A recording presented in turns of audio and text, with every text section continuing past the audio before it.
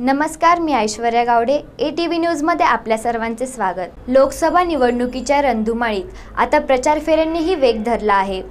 भाजप सेना युतीचे उमेदवार डॉक्टर सुजय विखे यांनी अहमदनगर शहरातील मुख्य बाजारपेठेत प्रचार फेरी काढून मतदारांशी संवाद साधला. येत्या 23 एप्रिलला मतदान होणार असल्याने मतदारांच्या गाठीभेटींवर तसेच प्रचार फेरीवर उमेदवारांनी भर दिला आहे.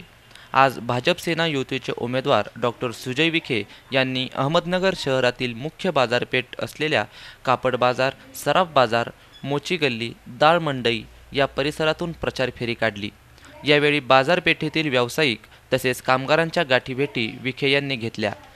या प्रचार फेरी दरम्यान अनेक ठिकाणी सुजय विखे यांचे मोठ्या उत्साहात स्वागत करण्यात आले.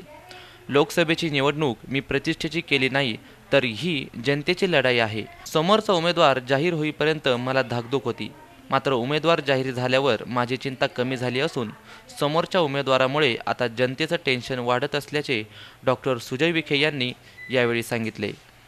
ही लढाई माझी नाहीच, ही जनतेची लढाई विषय नाहीये. जोपर्यंत समोरचा उमेदवार जाहीर होतो तोपर्यंत मला थोडंसं धाकधूक होती, पण समोरचा उमेदवार जाहीर झाल्यानंतर जे टेन्शन मला होतं ते जनतेला झालंय. प्रचाराचे वेगवेगळे प्लॅटफॉर्म वापरले जात आहेत. सोशल मीडिया आहे, बैठका आहेत, मोठ्या सभा आहेत, भेटी आहेत. कुठला प्रकार तुमच्या सगळ्यात आवडीचा आहे? कुठल्या ह्याच्यात तुम्हाला जास्त यश येईल? भेटीगाठी सोशल मीडियावर कोणी खासदार होत नाही. सोशल मीडियावर नगरसेवक होऊ शकत नाही माणूस, खासदार कसं होतं? सोशल मीडिया हे मनोरंजनाचं साधन आहे, तेवढं पुरतं तो लोक वापरतात. कारण की सोशल मीडियावर जर लोक खासदार झाले असते तर मग उगीच काही लोक उन्हामध्ये फिरले नसते नेते सगळे. अहमदनगर शहरात आयोजित या प्रचार फेरी प्रसंगी डॉक्टर सुजय विखे यांच्यासोबत शिवसेना उपनेते अनिल राठोड, भाजपचे ज्येष्ठ नेते अभय आगरकर, महापौर बाळासाहेब वाकळे यांच्यासह सेना भाजपचे सर्व पदाधिकारी व कार्यकर्ते मोठ्या संख्येत उपस्थित होते. प्रतिनिधी मोहसिन कुरेशी, ATV न्यूज, अहमदनगर.